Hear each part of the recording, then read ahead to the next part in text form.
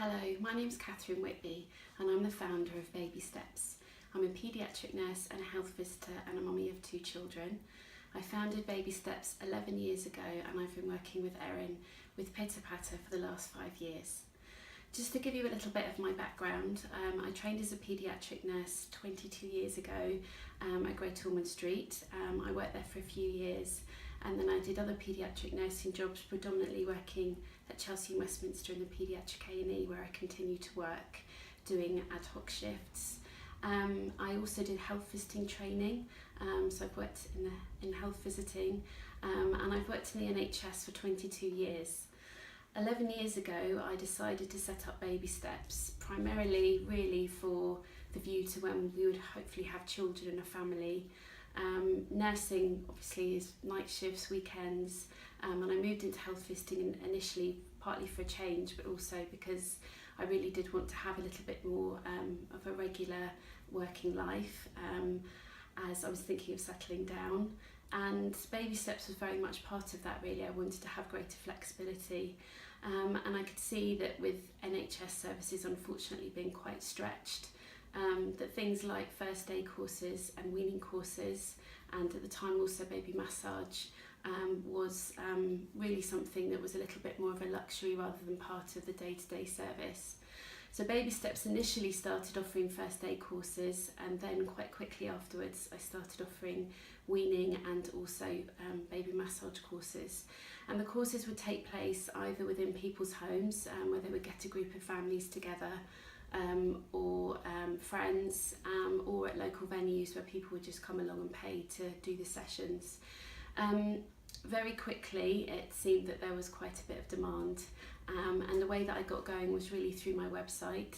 And back then there was no social media, which makes it sound like it was hundreds of years ago, but I put ads in an NCT magazine, well, quite a few actually, in different areas around London, and that was how I got going. So really through my website and the ads in the NCT magazines.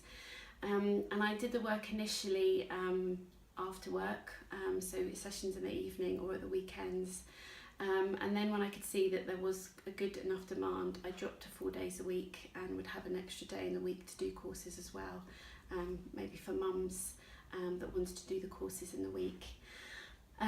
We got married, and then I had a daughter who's now 7, so I very much wound things down to have the time with Isabella, and then when she was nearly 3, I had William.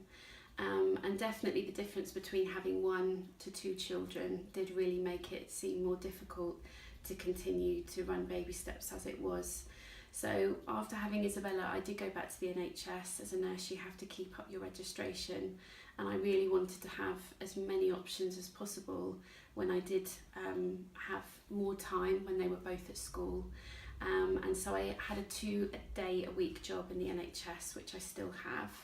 And alongside that I would have the time with the children and do a bit of Baby Steps. But when William was about 1, it really felt like it was just getting too difficult to try and manage my NHS job, making the most of the time with the children, and running Baby Steps. So I took the decision to try and just run it so it was trickling along, with the view to when they were both at school to then build it up again. And I have to say it was one of the best decisions I made. It wasn't something drastic that I had to do, it was just I was mindful of what work I said yes to and what work I said no to, and I wasn't actively advertising or trying to encourage bookings. I just kind of would take work as people contacted me through the website. So I'm now very, very much in a new chapter. Last year in September, William started school, so they're now 7 and 4. And with William being at school, I've then gained 3 days in the week that I didn't have before. And since September, I've just gone for it. I've been doing courses at Pitter Patter and another venue.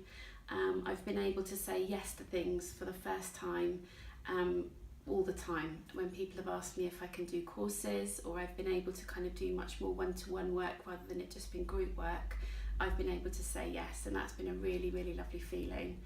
And unfortunately my NHS job has reached a point where where I work, a lot of it has closed down.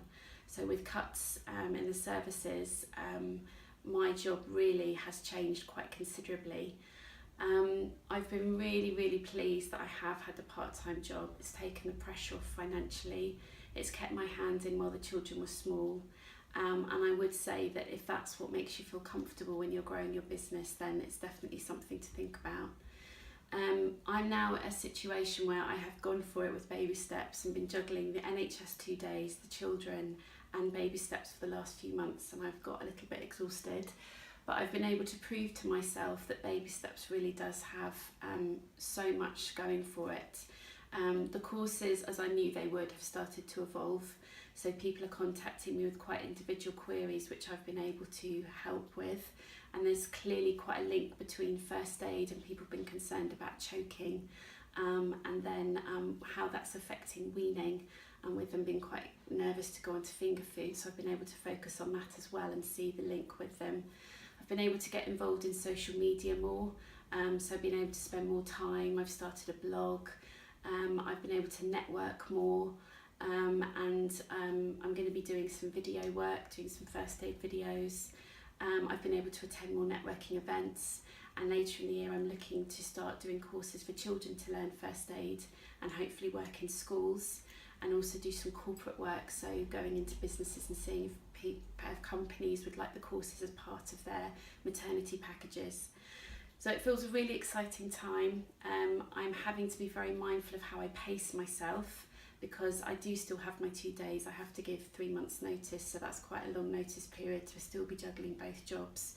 I will definitely continue to work in the NHS after I finish my permanent job on a bank ad hoc basis, because definitely the feedback I've had is that people value that I do work in the NHS as well. So that's something else to think about, is what are people looking for when they come to you for your service, that maybe makes you a little bit different to other people.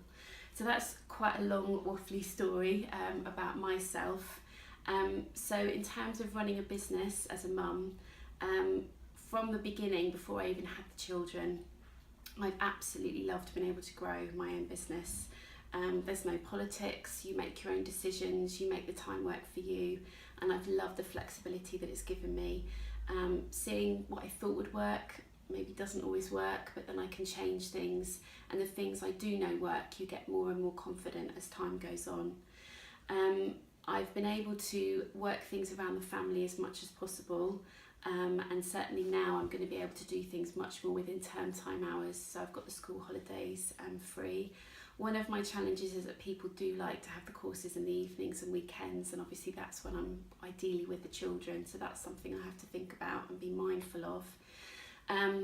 Definitely childcare continues always to be a challenge for me in terms of what's going to work best, and that just seems to continually change.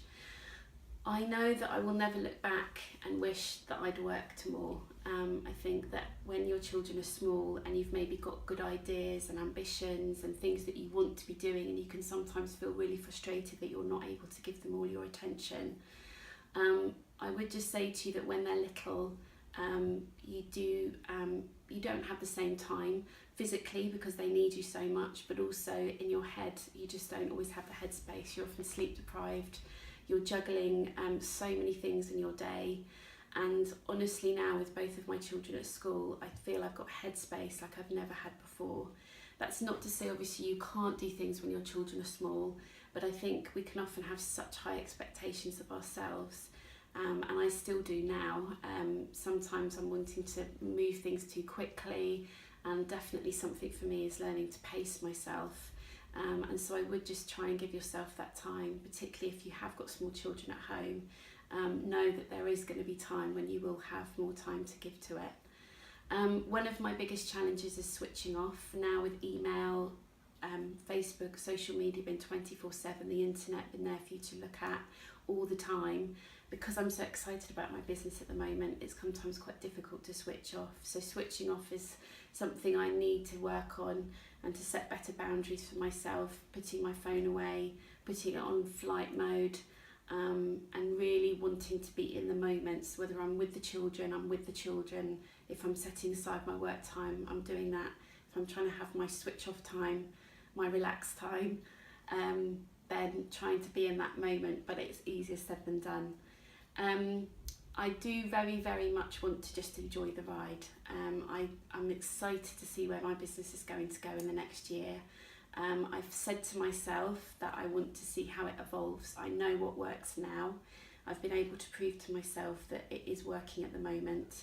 But I think if you're enjoying something and you're passionate about what you do, and sometimes that can take a bit of time to find out exactly what that is, then it will work. You can picture yourself doing it, you can picture the scene, you can picture your life with your family, with your friends, and with your work, and how your work is going to be what you truly believe is going to work. You can make it happen. I think when you're doing something where either you're under someone else's control, you're involved in work politics, and you don't have full control, that can be very difficult. But with your own business, you can picture where you think it can go, and that's so exciting and empowering. And I would say just to try and do that, you know, literally if you're starting from scratch, even if it's not a long-term goal, even if it's like the next 6 months or the next year, try and picture where you could be. And with that passion and drive, you will make it happen. And it's really individual how much you want your work to be part of your life. For me, I do love my work. I find it very rewarding and satisfying. But I know first and foremost, I'm a mum. And for me, it really is fitting around my children. My children actually are quite interested in what I do. They're often on my Facebook page and helping me do videos and things because they're genuinely interested in it. And that's amazing to me because it feels a bit more like a family business. So yeah, definitely trying to picture how you believe it can be and working towards how that can happen. I think as well, it's often learning to say no to things. I think we're very much, particularly when it's your own business, you're self-employed, you're maybe starting out and you're desperate for it to work. You want to say yes to everything because you think anything is sometimes better than nothing, and that's not always the case. So sometimes you do need to say no, and you need to focus on what you know is truly going to work, or what you believe at that time is really going to work. So if you say yes to too many things, you spread yourself out too thinly. And I've learned to focus very much on what I think and know at that point is working, and then go from there. Also to build as much of a network as you can, and the Mumpreneurs, Making Mumpreneurs that Erin is running is perfect for that. I was lucky enough to be involved with Ealing Mums in Business, and I truly value that network. It's been amazingly helpful to me for so many reasons.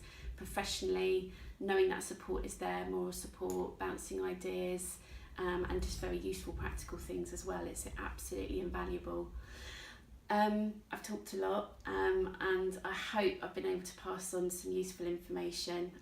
It's been a long journey for me. 11 years is a long time, and in that time I've had 2 children. I've started my family life, and I feel that now this chapter where I do feel I've got more time, I can now grow things more and more. But essentially the foundations of my business haven't changed, and that's hopefully and shows that I had quite a good model to start with, well, a very good model, because it is working at the moment. So things do change, things do evolve, but often your foundations actually stay the same. So it's really trying to see what's a good starting point for you, and just building on it slowly, building your network and taking your time.